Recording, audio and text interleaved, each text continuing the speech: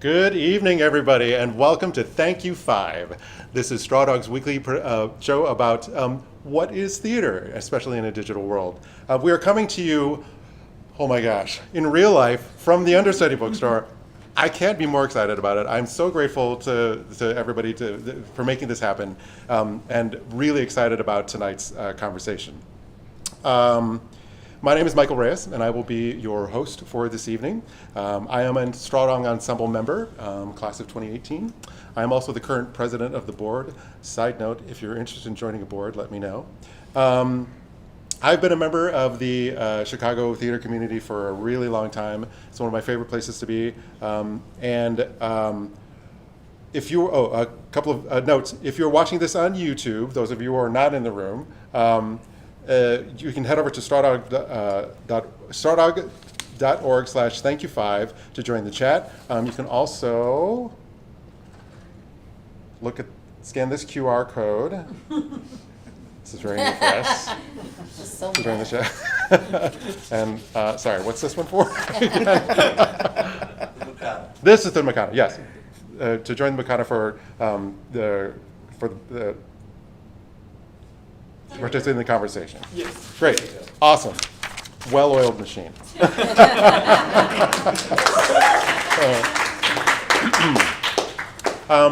We are with a fabulous panel tonight, and I'm going to let them introduce themselves. I'm going to start to my left with Wendy. Hi, I'm Wendy Mateo. Is that all I say? I'm producing artistic director of Teatro Vista, actor, director, filmmaker. I'm here. Fantastic. We've never had to hold for applause before. That's awesome. Hello, I'm Dennis Watkins. I am a magician and actor and theater maker here in Chicago. Fantastic. Hey, what's up, y'all? My name is Terry Guest. I am a writer, actor, director, and a governing ensemble member at the Story Theater. Fantastic. Hey guys, welcome to my channel. I'm Adam Todd Crawford. I'm an actor, director, choreographer, sometimes deviser, and most recently owner of the Understudy Coffee and Books. Thank you, everyone.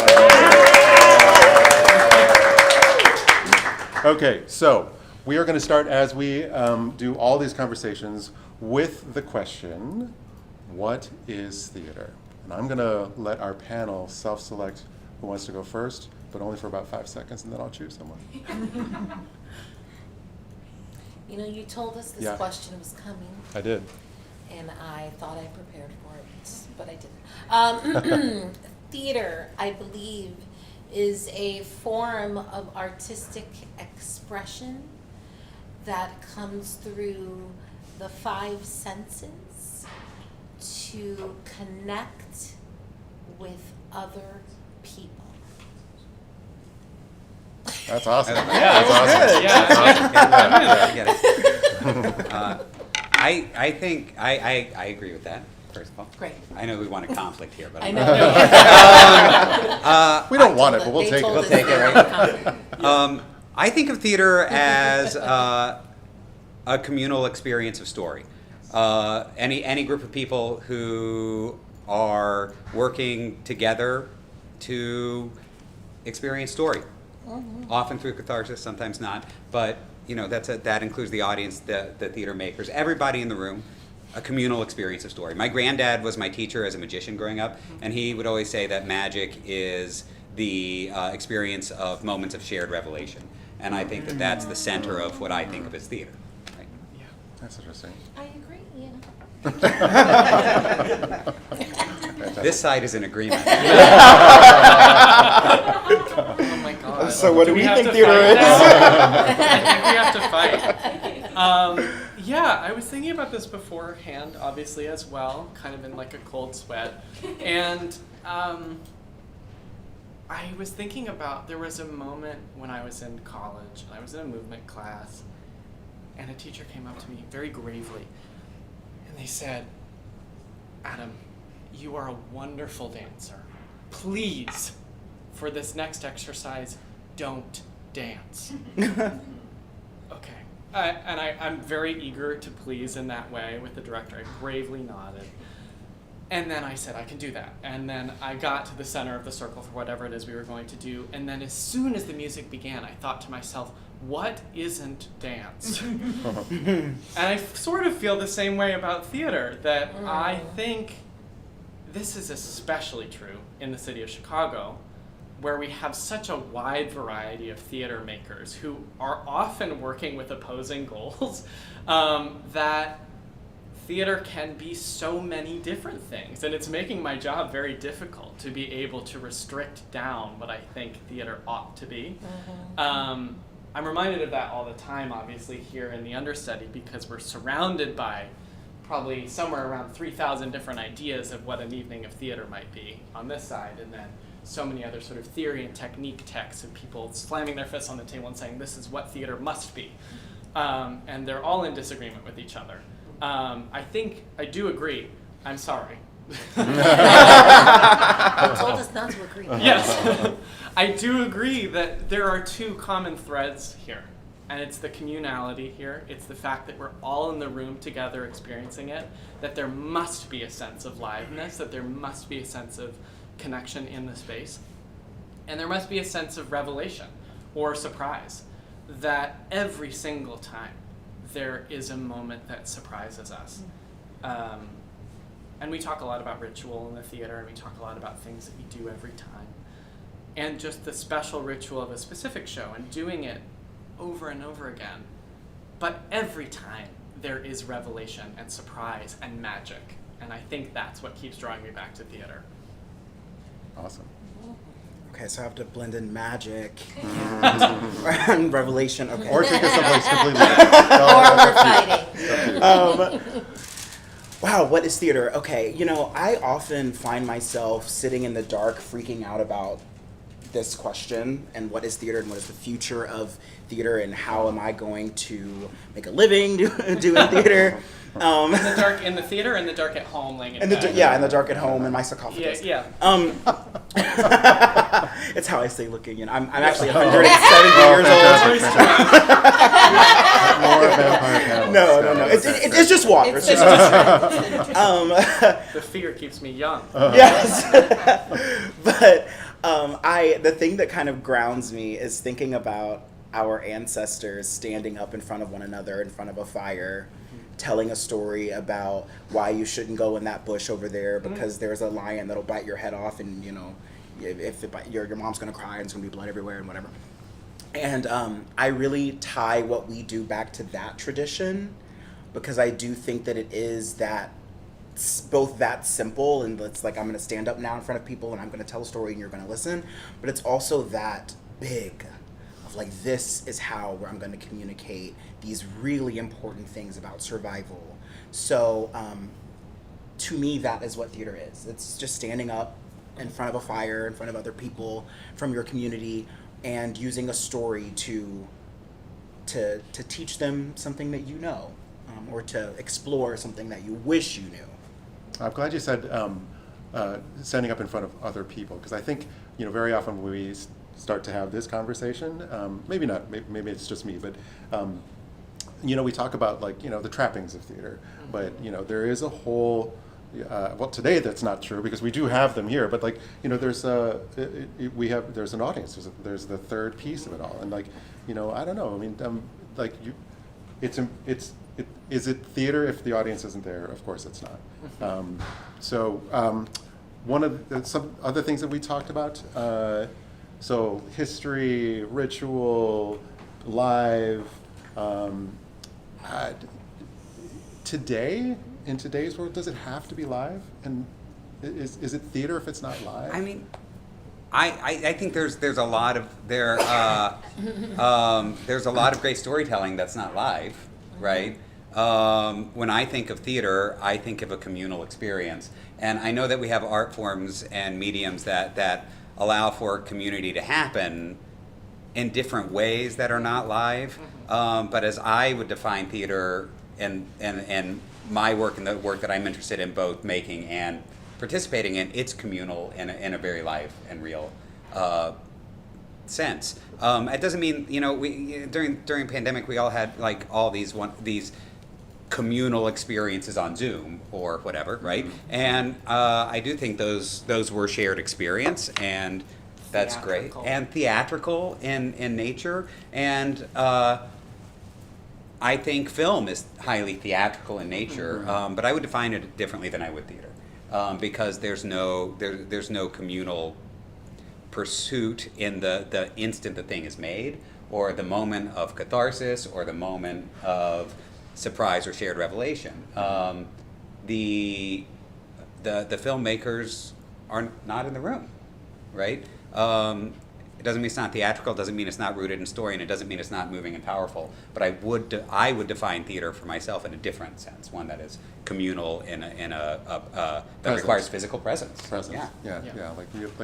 Like I can feel the air. Right, and you're feeling the same air. Right. As the people on the stage and the people in the house and the people backstage. Everyone is sharing the same experience, the same air, the same energy, and are working, even if they feel like they're doing it passively, toward the same end.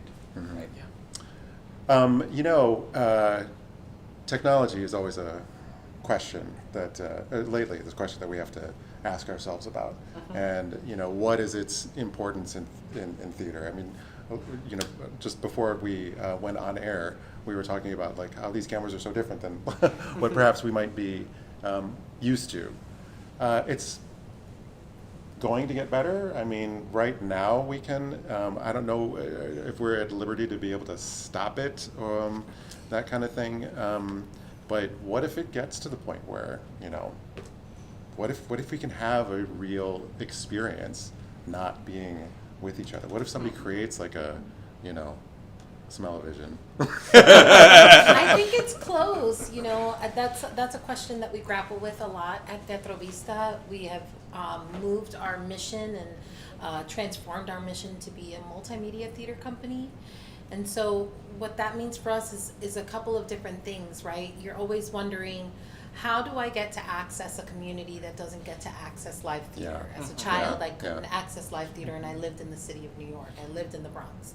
But to me, Broadway could be as far as California for as much as where I grew up. So, I've always been interested in the idea of like, yes, I want this experience, and how do I share a little bit of that experience, even if it's not in a live experience. So what we explore a lot at Teatro Vista is how do we use our theatrical practices, the things that we learned, how we created work, how we devise work, how we devise moments, and how do you apply that to the digital work that you're doing. So one of our like flagship digital pieces is our serial podcast called The Fifth World, which actually was able to employ more of the ensemble than we had ever been able to use in a single production.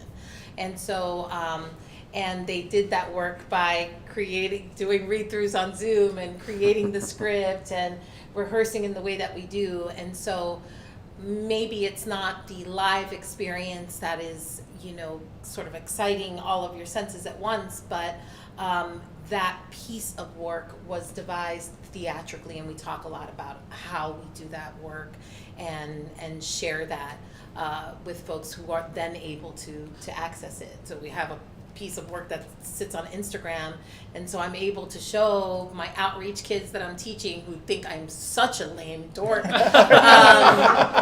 I really think I'm cute, but I'm super not when I get around 16-year-olds.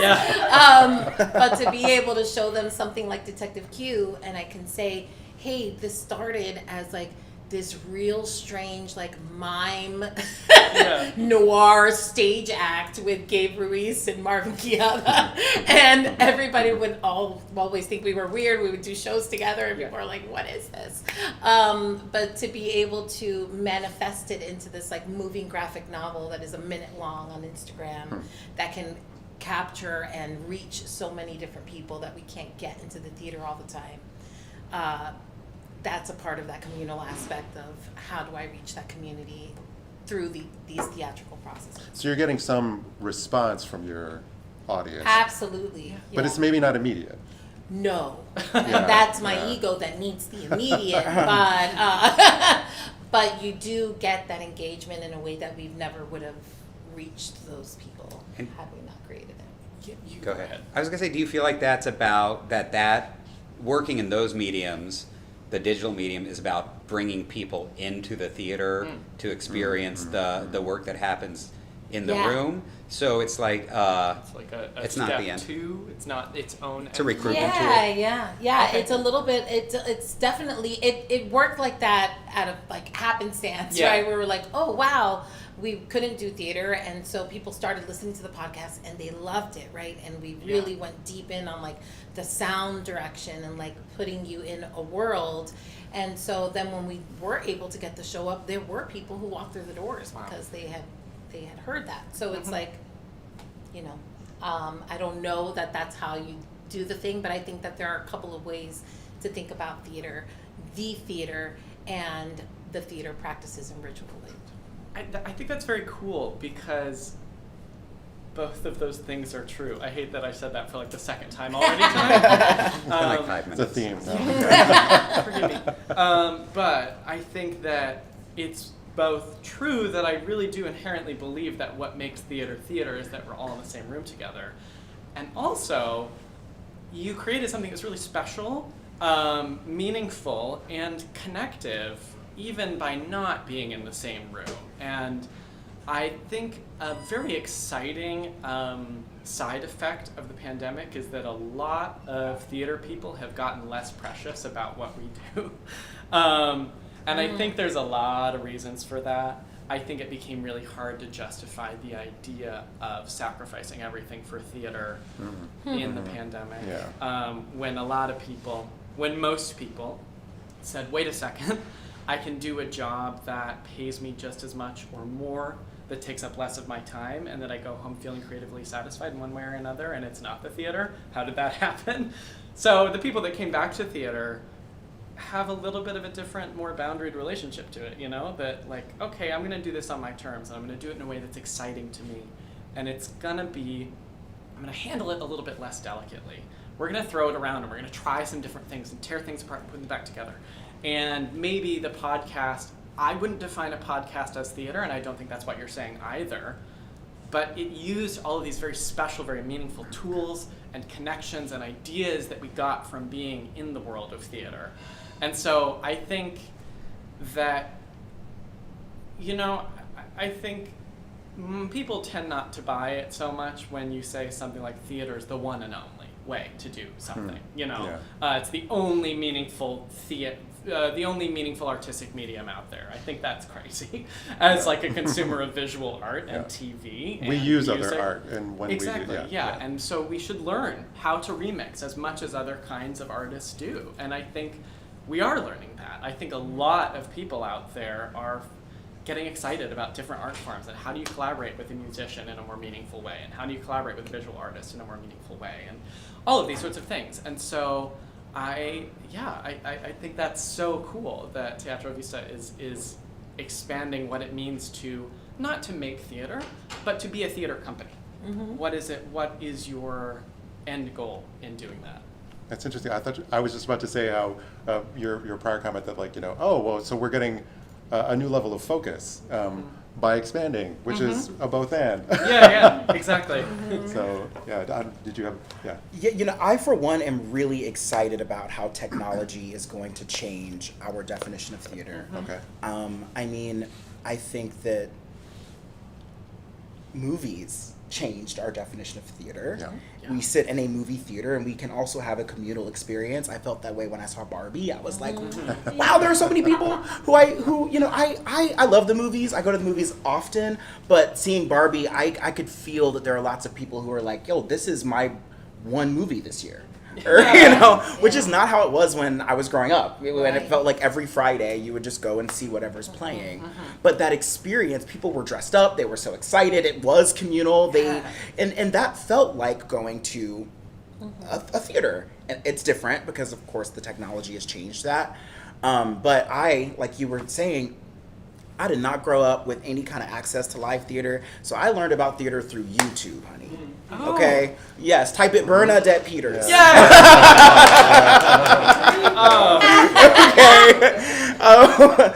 But granted, a lot of the stuff was like filmed theater. Yeah. But still, I was by myself in my room having what felt like a communal experience with this work that was intended to be a very specific thing. So, and bootlegs. Oh, I mean, I would never now. But if you have any good slimes,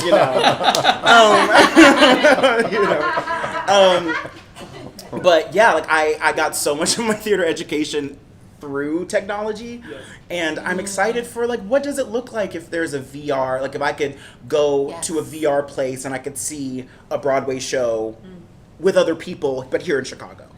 I think that sort of already exists. I'm thinking about anybody see Circle Jerk? I'm very sorry. It's a different They thing told us than it we was were a talking game about, show. I They think. told us there was conflict. So, Jeremy O'Hara. Which one?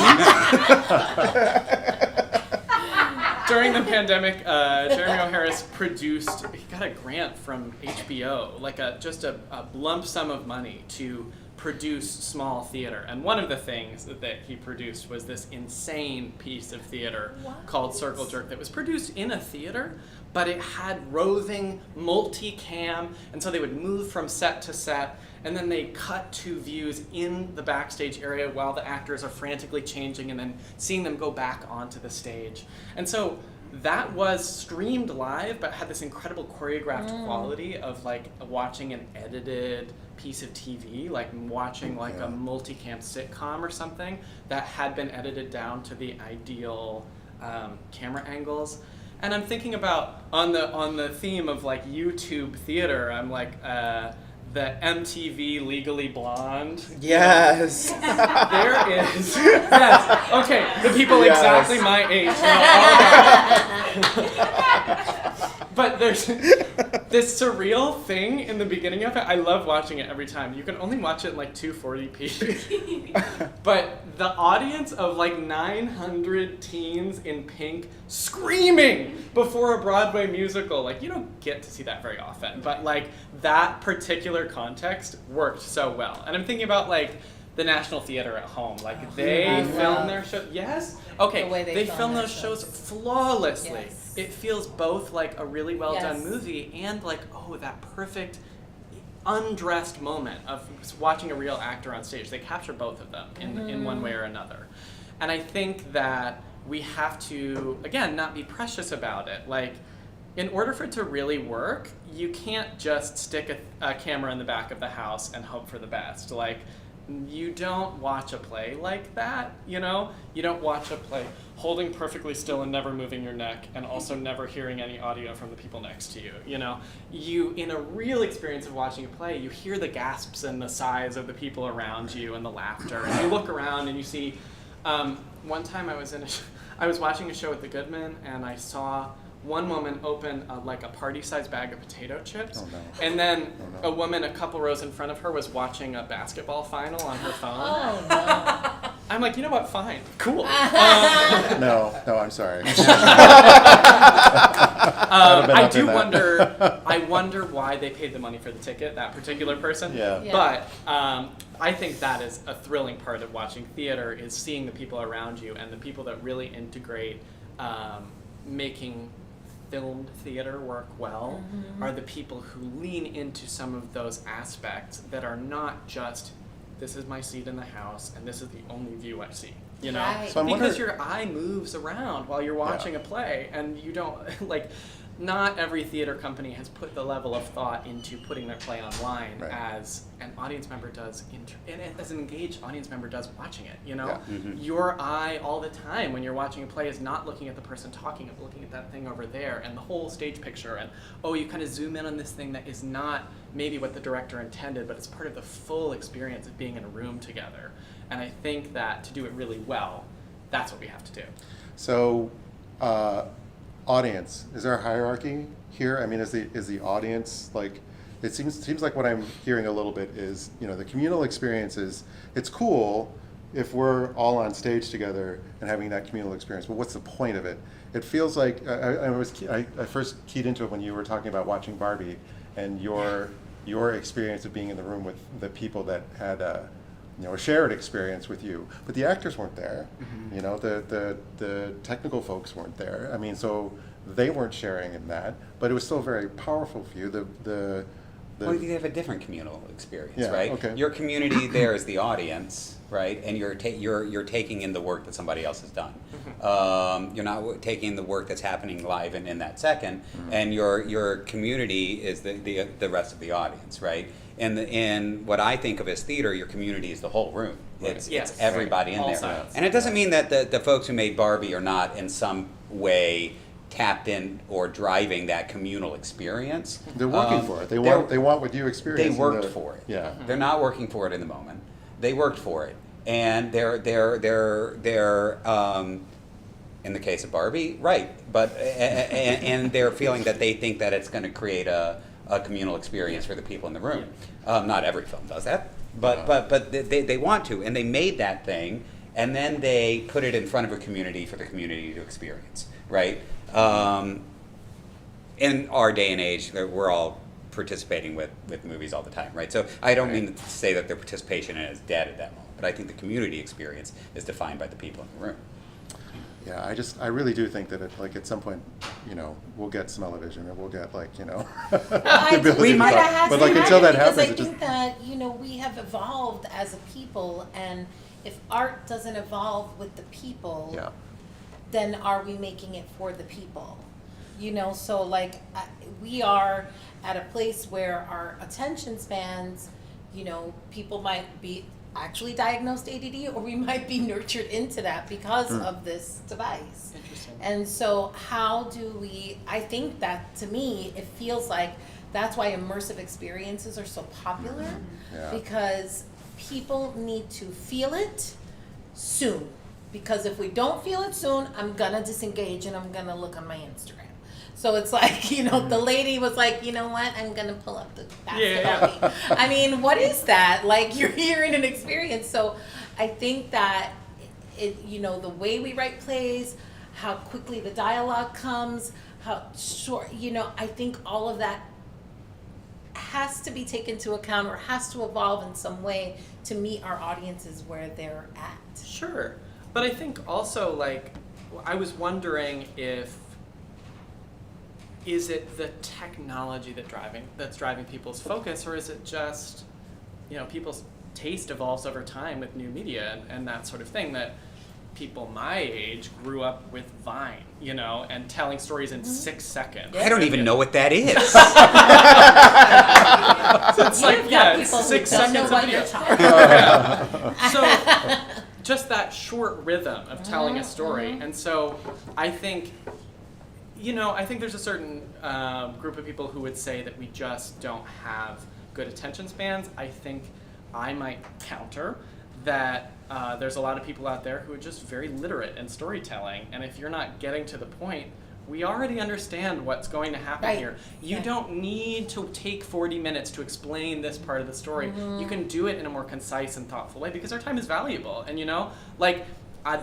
for that person who pulled their phone out and started watching a basketball game, that story was not maintaining her focus, Is there It wasn't richness earning to it. that, though? I mean, a Vine is 6 seconds long or whatever, but is there, I don't know, Pinter or Strindberg, or I mean, you're gonna have to invest in that. And you're gonna have to sit through that for Sure. Yeah, I think that we might just have an appetite for different kinds of structures. I'm not saying. I always say I only want to see a play that's less than 90 minutes long, or more than 4 hours. I hate a play that's 3 hours. No. Everybody does. Yeah. It's fine. Who wants that? Because we're used to either watching a 90-second TikTok or Right. binging 4 hours of TV. Right, but and having an epic saga. And I'm not saying that we need to change the way that theater is fundamentally, but we have different vocabularies that we like and we understand and we recognize as valid storytelling. So I'm thinking about I'm sorry to put you on the spot, but like, Sure, I'll sing another. no, but I saw Marie Antoinette at the Story Theater, and there's this sense of rhythm in your play that jumps all over the place and holds an audience's attention for about 90 minutes, right? But it has this very literate sense of this scene is going to take as long as it should. It's not going to drag, and then we're going to move on to something else, as if you're scrolling on your phone to the next video, you know? Randomly. And it's all... It's purposeful is what you're saying, Yes, right? exactly. So it has this, it's incredibly coherent. I mean, it's my favorite play that I've seen in years. So I'm very excited to be on this panel. Not saying that just to say that. But genuinely, I think that that's just something that I have noticed a lot in plays that I really like, is there's a sense of multiplicity, there's a sense of freneticism or complexity and rhythmic drive, and a sense of multiple voices coming together like you would on an Instagram feed or a Twitter feed or something, that we're interested in holding more than one opinion in our heads, you know? We're interested in conversationality, we're interested in hearing from multiple characters who have different perspectives, and I think that like more than, oh, we don't have the attention span for a play, I think it's just we can pick up what you're saying probably pretty darn fast, and I think we just want to see more, you know? That's at least true among the people that I talk to, you know? More and louder than at the same time. Yes, exactly, exactly. Thank you for saying that, by the way, Yeah. because that was totally intentional Yay. in terms of the way that the play is structured, because Yeah.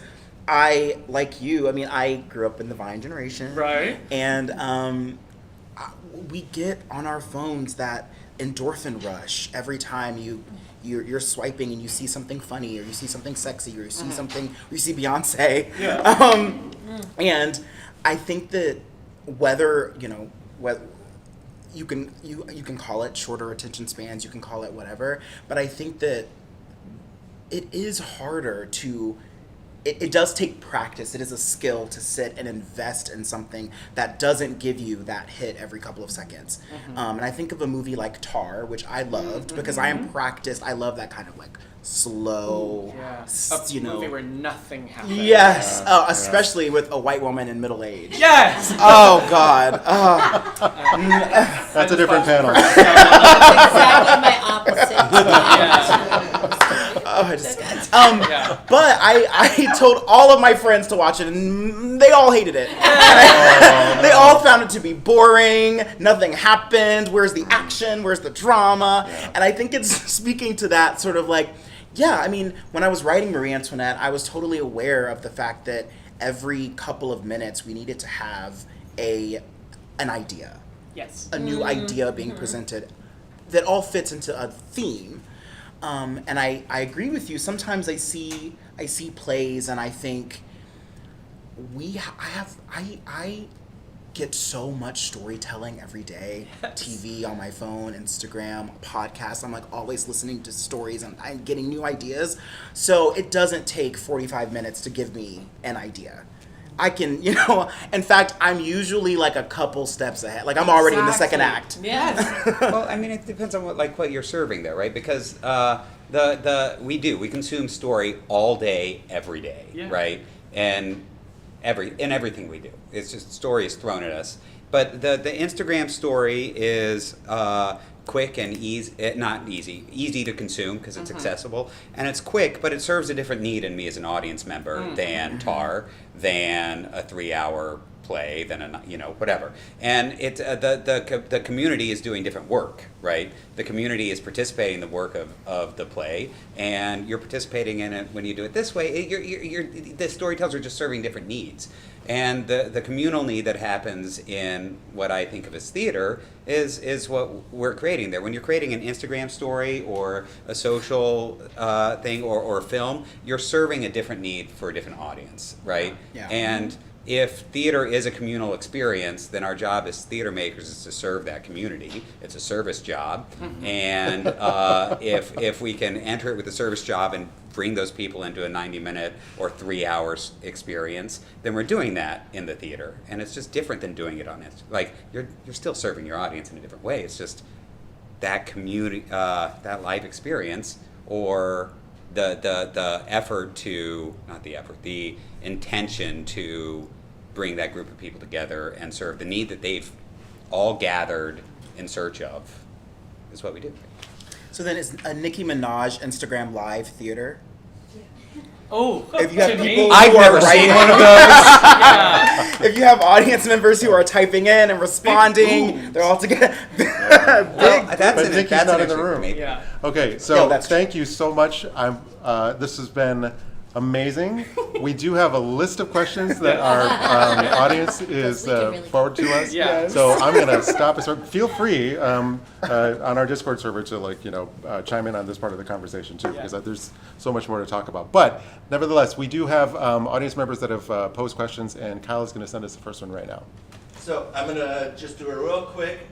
If you're on the Mukana, do vote, because that's how we know which question goes in the next 5 questions. Another tech. We have Okay. 5 questions, 25 minutes.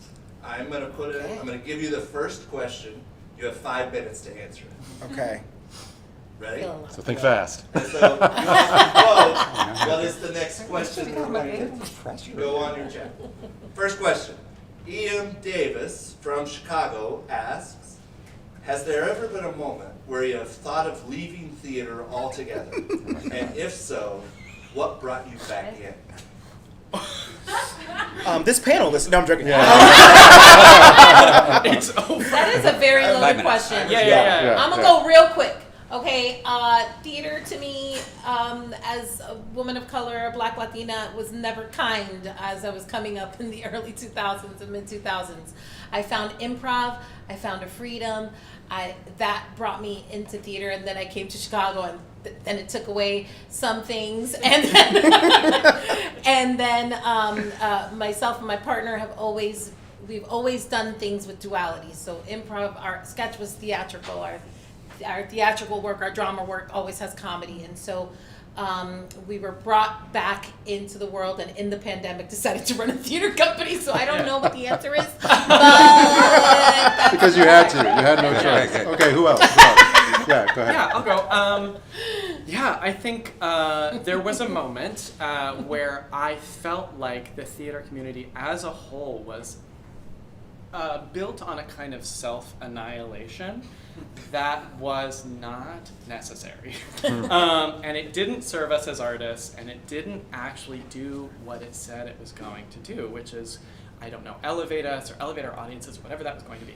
And so I did essentially, in the pandemic, felt no desire to be going out and searching for Zoom auditions or whatever that was. And what really brought me back to it was the sense of community and connection and pleasure. That is what it is. Because I think when we start speaking too much about what theater should do or ought to do to change our audiences or change the world, we have lost the plot a little bit. Yeah. Because we all Yeah. started doing this because it was fun Right. and pleasurable and Right. exciting to sit in the audience or to be on that stage. Right. And so that is what I pursue and what I encourage here. Awesome. Okay, quickly, yes, all the time. The thing that brings me back, well, I think I will always stand up in front of an audience, in front of a fire, and tell a story. Will I always be doing that to make money? Or, that is yet to be seen. I've yet to make money. I think. Have I ever thought about quitting theater? Yes, a lot. I think it's hard. It's hard. My uncle's run a theater company for like 36 years in Atlanta, and he said that leaving theater school and setting out into the world to be an actor is like having your retirement first. Like, you go out and you have fun, and then suddenly you realize, okay, right? Things cost money. Now I have to work, right? And so, like, yeah, I mean, it's just so hard. It's a hard thing to do. The thing that keeps me coming back to it is just that I don't want to do anything else. Yeah. Right? You're compelled, right? I'm compelled to do it. Like, I think that there's very little else that I've experienced in any other job I've had where I get to experience community every day, right? That's the thing. That's the work. And there's just nothing else that I want to do. There's also not so much else that I'm good at. So, It helps. Well, for heaven's sakes, it's Yeah. called play, right? yeah, right? All right, next question. Oh. No, All yes. right. Did we do it in 5 minutes? Absolutely. You had a minute and a half left. A minute and a half. More All things right, to well, we're just say. going to relax Okay. now.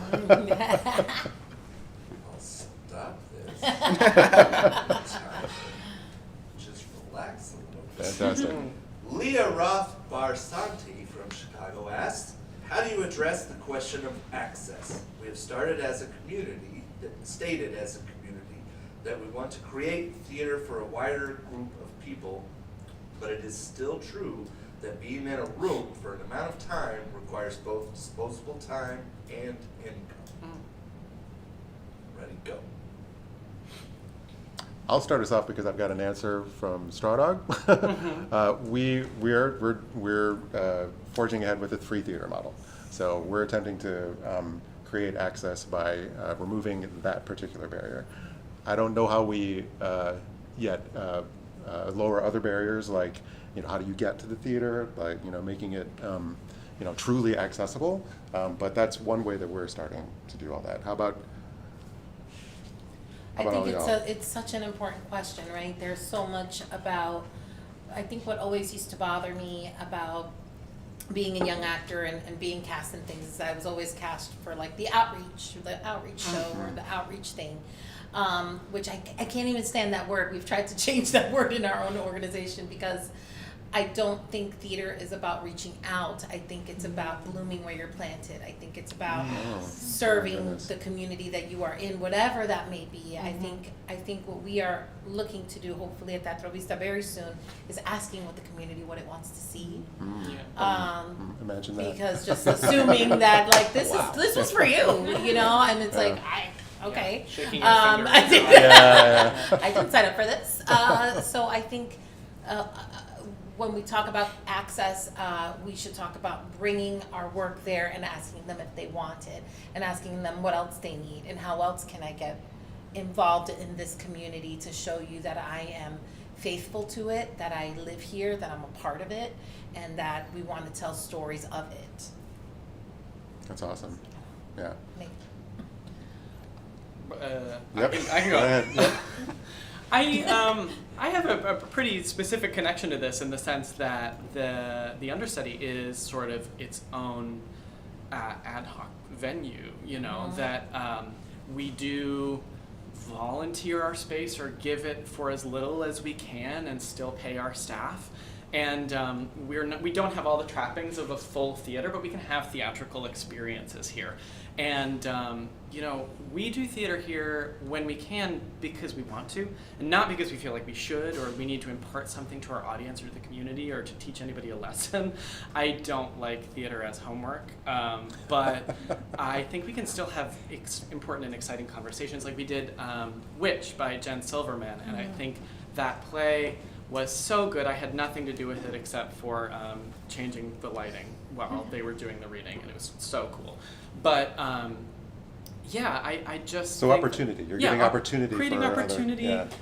Absolutely. Our baristas were all of the actors in that, and we just got up and we stayed here for a couple hours after work because we could and we felt like it, and then we opened up the doors for 2 days and let people see what we had done. And so sometimes we can do theater like that. That's great. That's great. You know, this question, I mean, there's creating access for actors and directors and designers who want to be involved in shows, and that's its own thing. And then there's creating access for audiences. And I think there's so many ways, so many ideas. So this is just one thought that probably isn't even that good, and I'll probably regret it as soon as I say it. But Go on. but I think it could be a really cool thing here in Chicago if some of the companies who have a lot of money, a lot of big donors coming in, if they could help out some of the smaller companies. I think there's an inventive, creative way to do that so that a storefront theater the people that can provide access in a different way, because it's like everybody's working, so we could say we're gonna have rehearsals that start at 7, for example. You know, so that these storefront theaters can survive this time. And I believe that theaters like Goodman and Steppenwolf thrive in part because of the smaller theaters in Chicago. Sure. Yeah. And Where do all of their actors come from? You know, Right. where do all the playwrights come from and And they all have directors? stories about it too. Yeah. Right, Yeah. exactly. And so a dream that I have is that there'll be some creative way, and that some curious person at a larger regional theater will come up with some way to help, and so that people can be paid a little bit, because I know it's hard. It's like, where's the money gonna come from? The government's not giving it to us, so either you gotta find rich people, or which no one wants to do, or you gotta raise ticket prices, which no one wants to do. Yeah. So yeah. I don't know why I looked it up, but there are something like 780 billionaires in the United States. I mean, there's just one of those people gave us a billion. I mean, Are they on that this could right do now? it. Because Yeah, right. listen, I mean, This is my pitch. But it's like, do we want to like? I'm sure that if theater was speaking to them, they would be giving it to us. But do we want to make work that's speaking to those billionaires? Yeah, this I mean, is the that's- thing. well, I don't know. I mean, there are one. I only know this because a friend of mine works for these people. But there's one of the Walton grandchildren, which, if you think about it, like the grandchildren are billionaires too. I don't understand. Where does, yeah, yeah, exactly. Yeah. Anyway, but Generation. like. Their mission is to spend their money on until it's gone on fixing the planet. So I mean, I guess they're sort of out there, but They like, should work 40 hours a week on that. They should, Yeah, they well, should that- work on I that. think they could do it quickly. do that. This is the Yeah. thing. Yeah. When people say shit like that, you could do it so fast. This You is- know, this if is- you were really working with all literally your true. Walton money on that, you could do it very quickly. Yeah. But yeah, you're so right about that. And there are people out there who, like, you know, I'm thinking about, like, I have friends who work at, like, the Santa Fe Opera, and those people, there's like extremely wealthy people who do like camp outs. Basically, they do a whole like what's the word I'm looking, tailgating in the parking lot to go to the opera. You know, and they. I'm so bad. I'm such a What kind, is it homosexual. like camp with the shoulders? or- Anyway, those people very passionately excited about a form of performance. It's not our form of performance, and it's not something that necessarily speaks to me most of the time. There are people out there with a lot of money who are excited about performance, and maybe we could tap into that, but I'm not really compromising what it is that we do for the sake of speaking to that audience. And I think we've hit a sort of weird bottleneck point where a lot of theaters tried to do that and then spoke to no one and then didn't have any money anymore. Yeah. But then the tea is that like opera singers have to pay for their own auditions. Yeah, what the Yeah. So what's up with that? Yeah. Isn't- We don't I- have to be All doing their that. tailgating money. Are there any? right? Yeah. Sorry, are there any theater historians in the room? Because I feel like that was a model a while, What was? ages ago. That you had to write the thing for your patron, Oh, and like that was the I mean, are we back to that again? Do we remember those plays? I don't know. Yeah, I don't really. I Probably, don't remember but, yesterday. like- But okay, now we've gone overtime, right? But we bought back some Yeah, we of saved. the Yeah, time we did. from We the did. other Yeah. Exactly. Yeah. You got it back. Ian Davis is back. Oh. What was your most recent joyful experience in the theater, either as an artist or an audience member? Does anybody ever hear that? Okay, this happens all the Oh, it time at the makes me store so where nervous. people come in and they're like, "What should I see in Chicago right now?" And I'm like, I know. Anything. Yeah. I have never been to a play. Yeah, I saw Passing Strange at Theo, and I love that show. yeah. And I've never seen it live, but I saw the live recording of it, and I had the DVD when I was growing up. Yes. So I knew all of it, but I had never actually seen it in a real audience. So, and I just loved the production, and it just, yeah, I saw it twice. It was great. Awesome. Come on, we got 2 minutes to fill. Palpitations. The question was like, what was that recent joyful experience? Is that right? As an artist or an audience? That's hard. It is hard. I saw the Who's Tommy at the Goodman recently, Yeah. and the show was big and wild and crazy. and joyful in a lot of ways. But what I found to be remarkably joyful was I was sitting up sort of in the mezzanine and looking down, and I saw this woman who had to be pushing 80 years old, rocking out like she was 19, right? And that was a remarkable thing to watch, right? Because like the Who's Tommy, when it came out, it wasn't really my generation, but it was a generation, and like. To see this woman never goes. I don't know her. Maybe she goes out and rocks out every day. But she doesn't do that every day. I don't think, right? And she was the only one standing in the orchestra level for so long, just dancing and didn't give a shit that everybody was watching her. Right? That's joyful. That's wonderful. Yeah. I love that. I mean, not joyful, but it was a really cool and visceral experience, and one I won't forget very soon. But I got to see Congo Square's What to Send Up when it goes down when it was staged at these art galleries on the west side and then on the south side, and I got to experience that. Weirdly enough, good old Lori Lightfoot, if you remember her, she was in the audience. I went that night too. You and went she that fell night? asleep. And she fell asleep.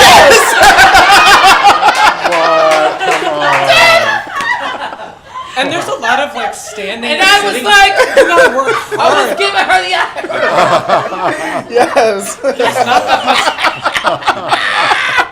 There was like standing up, sitting down. There was talking in between the audience and that. Yeah. Like you'd have to fall asleep. You fast. really have You'd to. have to work hard. She was tired, Yeah. she had a lot going on. It was a joyous shot in Friday. I mean, it's got to be more pressure than being an AD of a theater company, so, I'll give it to her, but but I really Slightly. love, and she is my friend, but I am so in awe of her staging and her direction. Erica Radcliffe is just really, the way she stages, it's not this like kitchen sink way, it's just, there's something different about how people move on her stage, so. That's awesome. Do we have time? Okay. So I'm just going to answer the question. I know I'm hosting, but like, my husband is a music director, and he's been doing theater for kids. I don't generally like kids in theater. It's just, especially like, The kids disgust on are sort your of like, face. I mean, they're sort of, sometimes they're just sort of forced to be in the program, and it's like, ugh. Yeah. But I don't know, this particular program, and I'm not going to name it because like give false or unintentional advertising or anything like that. But these kids were really invested, and they were really like, and it just took me back to like when I was a kid, and I'm like, oh, Michael, you got to stop that, because like that's, these are the people that are going to answer they're going to be like 45 seconds for a video, like, what about 2 seconds or whatever? Or they're going to come back with like, no, play should be 9 hours long or something like that, right? But like, they're the, I don't know, it's so trite, and it's so, they're the future, but it was really nice to watch them like That's wonderful. having like, a joyful experience about that. So anyway, question number 3. 3? Yeah, 4? 4. Okay. in 13 seconds. Aja Singletary from Chicago asks, I heard that Chris Jones said that theater is losing out to things such as live concerts. Do you consider live concerts similar to theater or in competition with theater? This is a big one. Why do we have to compete? I mean, Yeah, we do not have to compete. But sometimes they are winning. That's all I'm going to say, is that sometimes the sort of ecstatic experience everyone is having has been guided in the form of an evening, Yeah. Sometimes a really good production team can tell a story over the course of songs and that are each 5 minutes long. It's got that sense of like pacing that we were talking about before, and the sense of long epic structure. Like I saw okay, that's the answer to the last question. Thank you. I saw the Eras tour for Taylor Swift. I'm not a massive Taylor Swift fan. My husband is a massive Taylor Swift fan, and she sings for nearly 4 hours. Oh my gosh. But you can't look away because the dancing is That's right. fantastic, the sense of storytelling, the shape of it is so exciting and surprising over and over and over again. And it's very possible to tell a show, tell a story, make a piece of theater that is as edge of your seat exciting as a rock concert. And I've been to, I remember I saw a production of Three Sisters that I told everybody, was like, that felt like a rock concert. Barely anything happens in Three Sisters. I'm like, what is gonna happen next? You wanted to like leap out of your seat. And so, yes, sometimes they are winning, and no, it is not a competition. We can learn from what it is that they're doing. I found out what I want to be when I grow up by going to the Beyonce Renaissance tour. I've seen Beyonce before. This tour especially was incredible in that way because I was like, oh, I could Beyonce, I could be your creative director.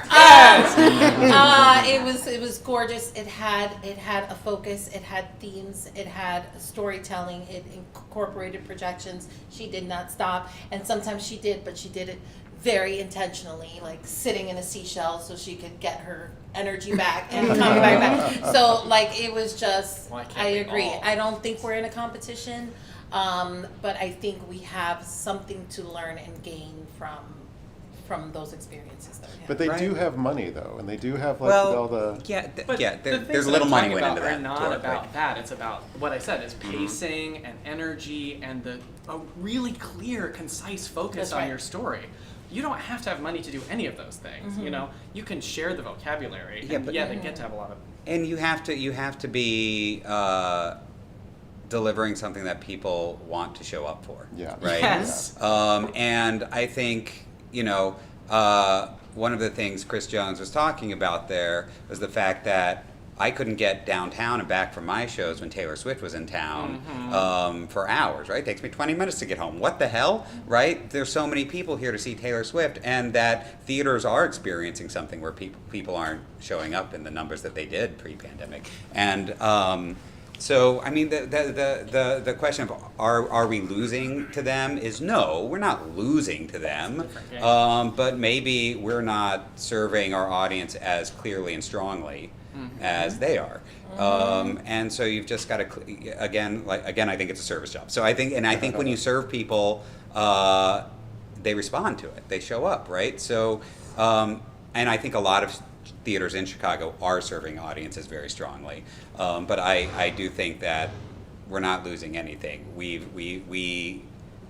are serving, if we're just serving donors, if we're just serving the institution, as opposed to serving our audience, people will opt to go to something else. Yeah, I think what I meant Theater- by money is that they have access to go get people, whereas maybe we're But a I little don't- challenged that way. You disagree? I mean, like, that's not. I mean, I don't go to a concert because I saw a poster on the street. Like I saw it because I care about that artist and I got excited about the fact that they were going to be in town for whatever reason. But I already have a relationship of respect and admiration for the work that they produce. And There are teams and teams of people. I'm sorry, I don't mean to be contrary to you, but there are teams of people that have social media machines that do things like try manipulate your audiences into doing a thing or two. But what do you mean by doing a thing or two, though? why,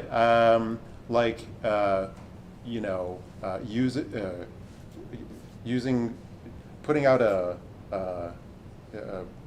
making a post at a certain time that's going to cause somebody to want to do a thing. I mean, algorithms and whatnot that follow what you do, so that it learns ostensibly learns who you are, so that it knows what you want, and so it's going to make you do what they think you want. I think kind that of may be thing? true. Or maybe I'm just too cynical. I think that certainly is true when it comes to buying skincare products or something. Right. I think spending $700 to see an artist is not because of an algorithm. No. I think it's because of Beyonce. Now, I saw her in Chicago and in Atlanta.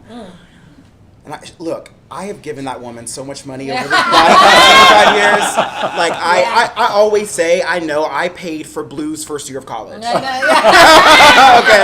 over the years. But I have 25 years of investment in this person. So I'm willing to spend that money And to they're go to a quite good. concert. And concerts feel different now. Like the Taylor Swift Eras Tour is the same, where it's like, it feels like a festival. It feels like, Yeah. because the amount of money that you spend, people are now like, well, if I spent that money, I'm gonna get an outfit as well. Yeah. Yes, If I get an outfit, Yeah. we're gonna have a party before. Bracelets. Yeah, Yeah. It's a whole thing. And now with they're creating like, experience. you know, for each of these big tours, they have little things that the audience, because they've seen it on TikTok, and now they know, like, yo, you gotta be Yeah, she says you me. gotta mute. And it's where it becomes its own culture.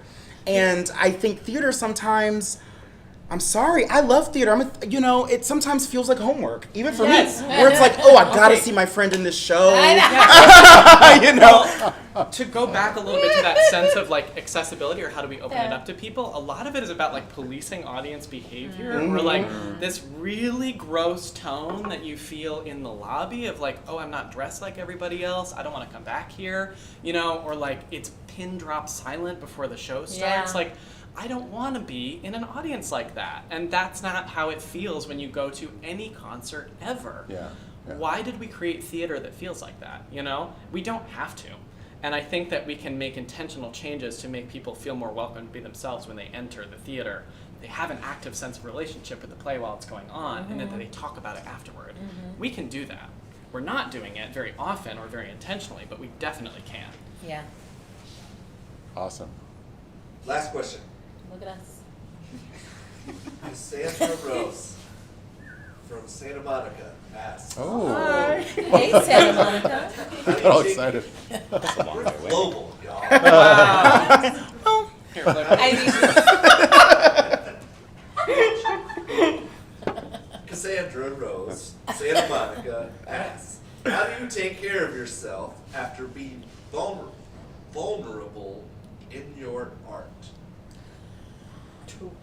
That's a really, really good question. Collective sigh from the group. Substance abuse. No. That's not true.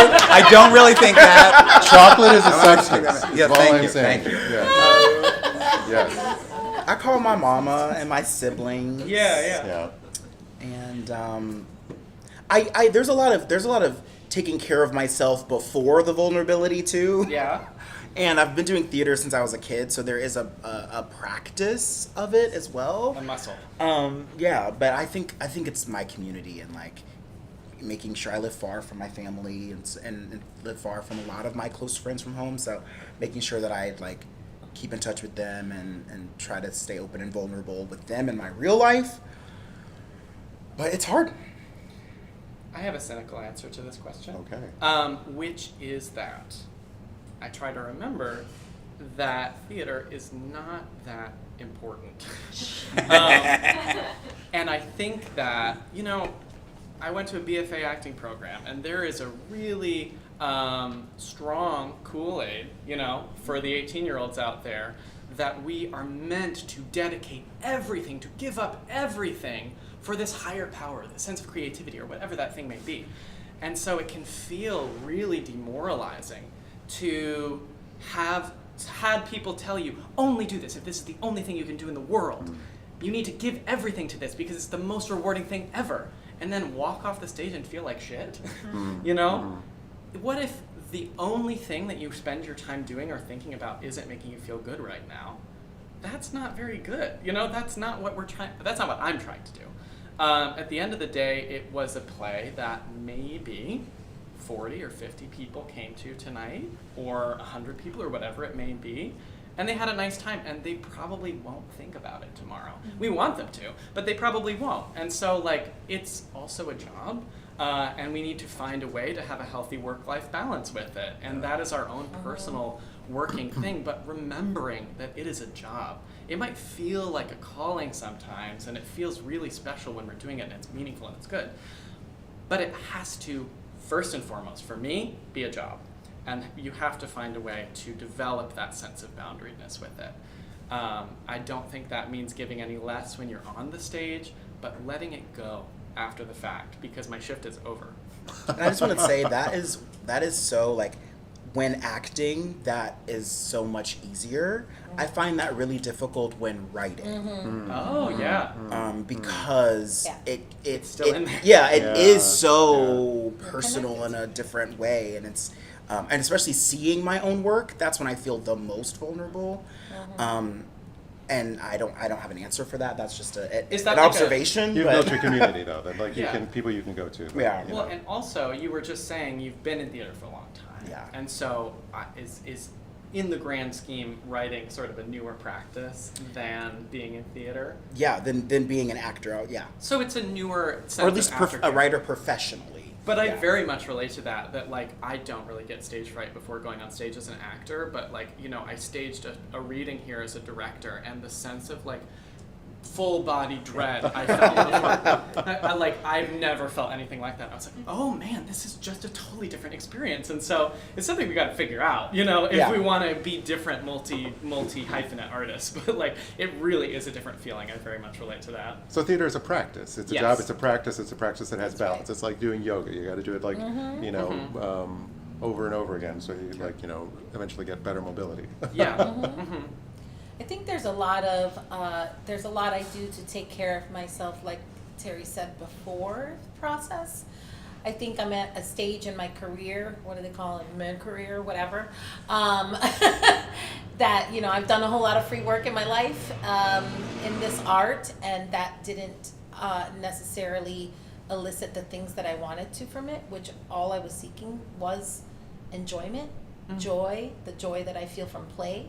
And so we talk a lot about at Teatro Vista about creating spaces of joy, and joy is currency. And so if all else fails and you are not experiencing that joy, then what are we doing? What can I do then? You know. And so there is a lot of that. As a director, it's very hard. As a director, I'm like, you know what?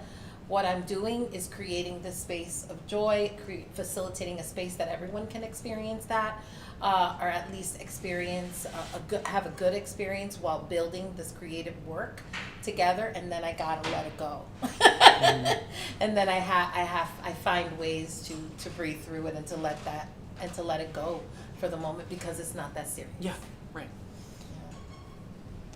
Oh, So my you God. got- I don't know. I don't really think about. I guess similarly to you. Like it's the job. I show up for work and I do the job. And I think that anyone who shows up to do whatever work they are spending their life doing, because we all want meaningful work in our lives in some way. And if we're showing up for that, we're vulnerable to it. I don't feel more or less vulnerable as a theater maker than I did when I was waiting tables, right? I feel like, you show up and you're present to something, you're vulnerable because it's being shared with other people. And so it just feels to me like that's the job I signed up to do that job. I don't feel more or less vulnerable than I would be if I was doing something else. So you go and you work. Also, I feel like when I hear that question, I think of like learning as an acting student, learning about method acting. And very quickly I was like, that shit is not for me. I will not do that. I do not actually have to feel like someone died every day if I'm going to do this play. So I believe in the craft around it also protect. Like, I don't think we have to torture ourselves to be artists or to tell stories. And so I don't let that be a thing. I can be vulnerable to that. That's silly. That's painful. Nobody wants that. That's time. Oh my goodness. Well, Thank you, Tom. thank you, thank you, much Five. time? Right. Nobody? That was, as usual, fantastic, and it was still my favorite thing to do, and I appreciate so much being able to have this conversation with all of you. Before we end our night tonight, this is something I never have to do on Zoom because I have the thing blown up on my second screen. But let's see. We have a number of thank yous that we would like to say. 5 thank yous, actually. Go figure. First of all, I've said it already, but thank you to all of you for being on our panel. And being vulnerable and telling your stories with us. Next, thank you to Kyle for creating and producing this show. be in this room without the genesis coming from him.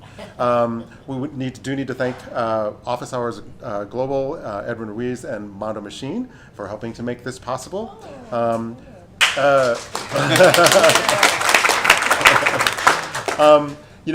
Straw Dog Theater is an ensemble, and so it is the ensemble that is helping to fulfill Kyle's vision in bringing this here. So I want to say thank you to all of my ensemble members for making that happen. And our final thank you is to the audience, which I've never been able to say in real life. So thank you so much. Thank you so much. We did it, Joe. I usually say if you're online live or viewing this later, but in the room. So thank you so much. This is for you, and we're so happy about that. Now then, one final question for our panel here. Surprise! What book might you recommend to all of our audience members? That is a must read. Doesn't have to be something that is you read yesterday. It can be something you read at some point but has stuck with you.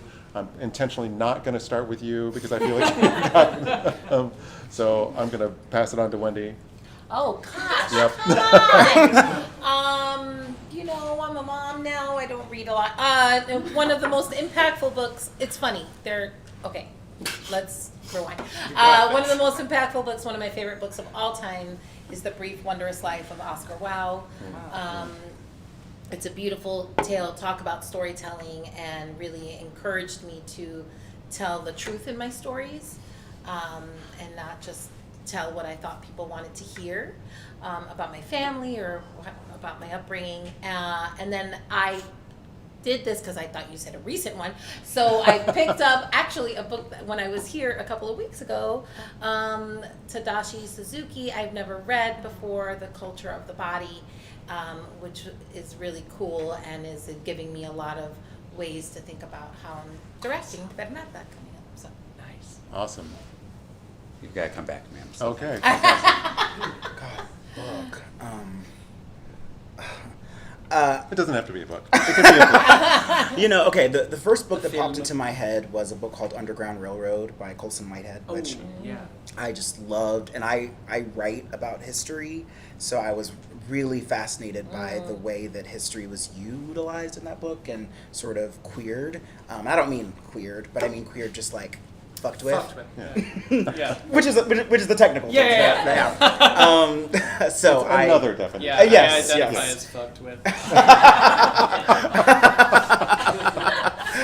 So I'm gonna say that. Nice. Awesome. Okay. Where the Heart Beats, John Cage, Zen Buddhism, and the Inner Life of Artists. It is a biography of John Cage primarily, but it is also an epic story of every other 20th century artist and thinker that he crossed paths with throughout his entire life, and also about how his connection to Zen Buddhism, chants, and all sorts of other philosophies influenced his creative process. And so for me, as a theater maker, that has been about inviting possibility, allowing things to happen, and relinquishing the idea of control from what it is that I do. It is such a good book. The actual prose of it is stunning. It's a real page turner, but we do sell it at the understudy. Okay, your time is up. A single book? No, just the first thing that comes to mind. I mean, I have a newborn, so I'm like the happiest baby on the block because that's what got my baby to sleep. That's the only thing that's the most. No, but also this is going to sound like a non-answer, but it really is an answer. Which is that during the pandemic, as someone who does live entertainment and then suddenly doing show after show on a Zoom screen, I was depressed about my life and my art. And I started reading a book called The Magic Rainbow by Juan Tamariz, for you magic nerds in the world, greatest card magician on the planet. It's a hilarious mix of poetry by Juan about card magic, theory on card magic, and actual card magic. Nice. And so to me, the answer is like, I don't know, as I'm 45 now, and I'm realizing that when you asked that question, I thought of like books that I read at like every stage of my life. Oh. Sure. Right? And the answer is like, I'm moved by poetry about card tricks right now. So that's what I'm reading, and that's what feeds my soul. So there you go. That's fantastic. Each and every one of those. We hope to see them on a shelf here soon. Awesome. So that is our show. Thank you so much. We will see you next week online for another episode of Thank You Five. If you want to join us or join us in advance, again, go to strawdog.org/thankyou5. And thank you for watching, and thank you for being with us in the room.